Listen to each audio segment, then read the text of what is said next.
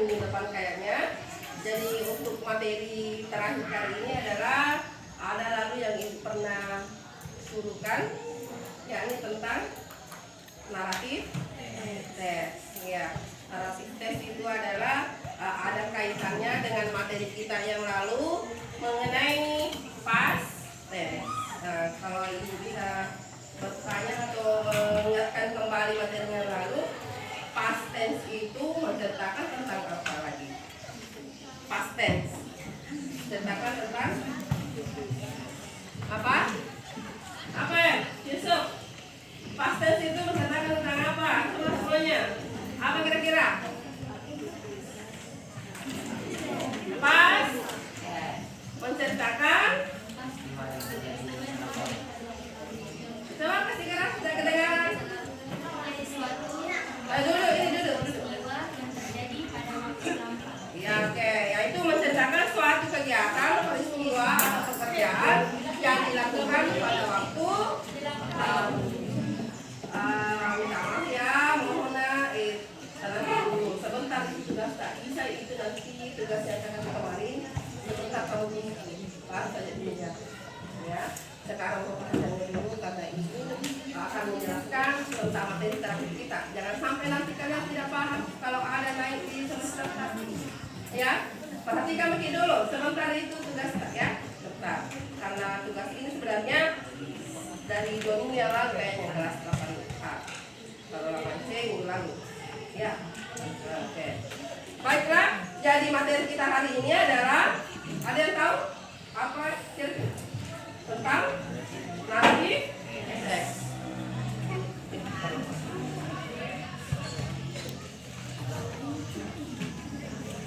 Naratif teks, tunggu dulu, ada kesalahan.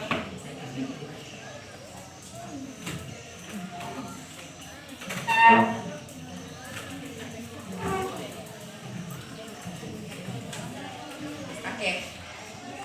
Naratif. Pernah dengar kata-kata naratif? Pernah?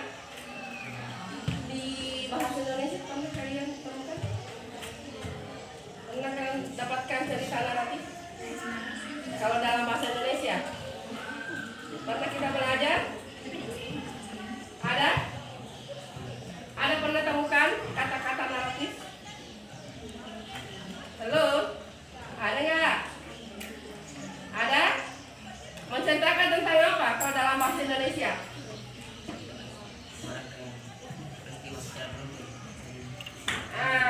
Menceritakan suatu peristiwa secara beruntun dan itu merupakan cerita-cerita. Contohnya seperti apa? Fiksi. Macam apa itu? Iya, itu ya. Jadi kalian pernah dengar dongeng? Pernah dengar cerita rakyat? Itulah masuk dalam bentuk naratif teks, ya. Naratif teks. Jadi ini memberikan kepada pembaca, mungkin dia bisa terhibur tentang apa yang dia baca, ya. Seperti Kancil dan Buaya. Dia. Kemudian Tengkuang Perahu.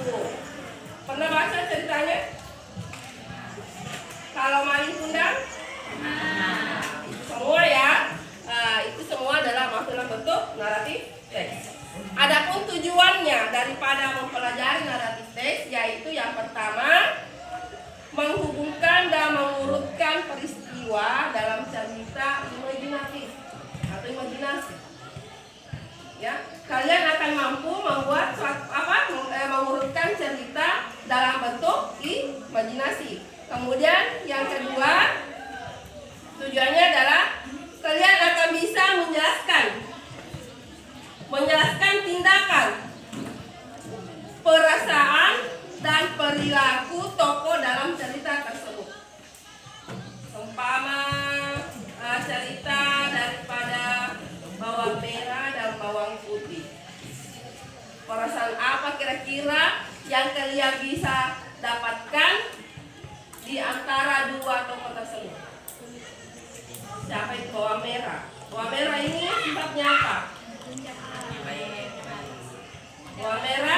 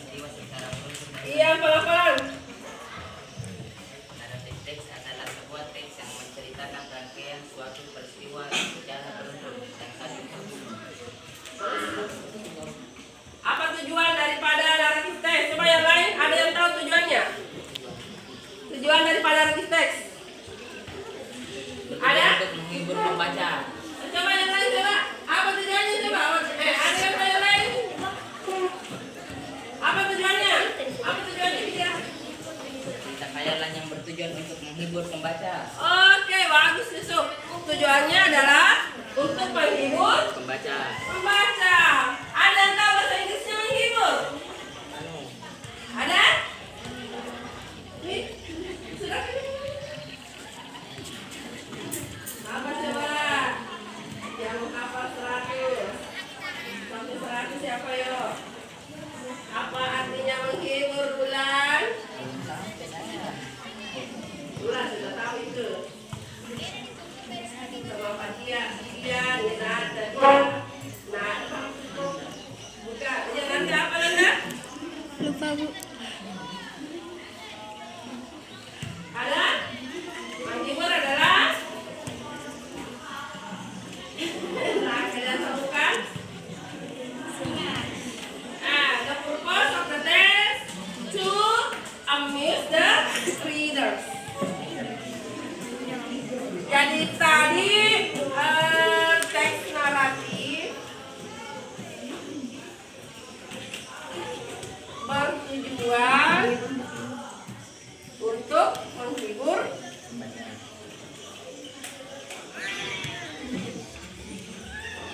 pembaca. Ya, jadi kalau menghibur dan nanti kalau kalian temukan teks, what is the purpose? Ya, seumpama ada pertanyaan. What is the purpose of the text? Apa tujuan daripada teks itu? Kalau memang kalian melihat ciri-ciri daripada naratif teks. Saya tanya dulu, apa kira-kira ciri-cirinya daripada naratif? Menggunakan kata pas. Oke, menggunakan bentuk pas. Kemudian yang secara detail itu apa kira-kira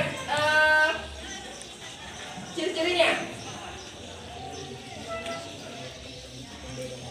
Setiap teks diawali oleh kata Pada zaman dulu. pada zaman dahulu kala. Ya, selalu ada itu. Kenapa ada kata-kata pada zaman dahulu kala? Karena sudah lama. Karena sesuatu teks yang menjelaskan tentang kejadian yang terjadi pada masa lampau, makanya selalu ada kata once upon a time. Ya, once upon. Coba ikut once upon a time. Was apa saja? Once upon a time. Was Sudah ya. Oke, kemudian untuk menyusun daripada naratif teks ada yang namanya apa? Generic structure. Generic structure. Generic structure pertama itu apa? Apa? Pertama apa? Orientation. Ya kita bisa. Orientation. Yang kedua? Communication. Complication. Yang ketiga? Resolution. Resolution. Masih ada? Masih ada. Orientation. Tapi biasa 5 sampai 3 aja ya. Oke, tapi bisa juga diambil dengan ini. Oke, dari ini generic structure-nya kita melihat biarlah kita gunakan 4, tapi yang secara detail cuma 3. Oke, perhatikan orientation ini adalah ada yang tahu apa isi dari orientation dan di mana letaknya, paragraf berapa? Orientation ini terletak di paragraf berapa? Paragraf pertama. Isinya apa? Tokoh, nama tokoh. Oke, menjelaskan tentang tokoh, waktu dan di mana kejadian tersebut. Kemudian complication, Permasalahan. permasalahan. Apa kira-kira masalah yang ada di dalam cerita tersebut atau teks tersebut? Di sini ya, di sini semua ditentukan. Biasanya terdapat di paragraf berapa? Kedua. Paragraf 2 dan biasa juga sampai ke 3. 3. Oke, resolution. Penyelesaian masalah. Jadi masalah yang ada di complication terselesaikan di resolution. Ya. Kemudian yang keempat adalah orientation penutup. Kira-kira apa yang bisa kita petik pada teks tersebut? Ya, letaknya di sini. Jadi kalau kalian menyusun suatu cerita atau melihat atau menemukan suatu cerita teks naratif, bisa kalian tentukan, oh ini adalah orientation. Kemudian kalian menemukan masalah di dalam teks tersebut, maka kalian menentukan hal itu adalah generic structure dari ada penyelesaiannya, resolution, kemudian penutup adalah DP orientation. Nah, itulah rangkaian daripada generic structure dari narrative. Jadi jangan lupa ya, karena ini cerita ini berlanjut sampai kalian menempuh jenjang sekolah sampai kapanpun. Kalian kuliah masih temukan naratif teks. Kalau kalian mengambil jurusan bahasa Inggris, ya. Ada nggak di sini yang bercita-cita ingin menjadi guru bahasa Inggris? Ada? Soalnya dari kakak-kakak kalian banyak lalu sertanya. Capek ya? Seperti kakak Anti, Ibu Anti, nah itu adalah mata siswa ibu. Saya ajar dulu bahasa Inggris. Pertama kali saya ajar saya ngajar. Dia ikut kursus juga di rumah dulu ya, waktu masih kecil juga dia waktu masih SD dia ikut sama ibu. Kalian kenal juga Jenny, Pendi? Nah, Itu juga dari ibu belajar bahasa Inggrisnya. Ya, sekarang sudah jadi anak hebat semua, alhamdulillah ibu sudah berhasil. Ya, mudah-mudahan kalian juga seperti itu. Ada pertanyaan? tidak ada. Ada lagi? Apa kira-kira kalau kita melihat daripada isi teks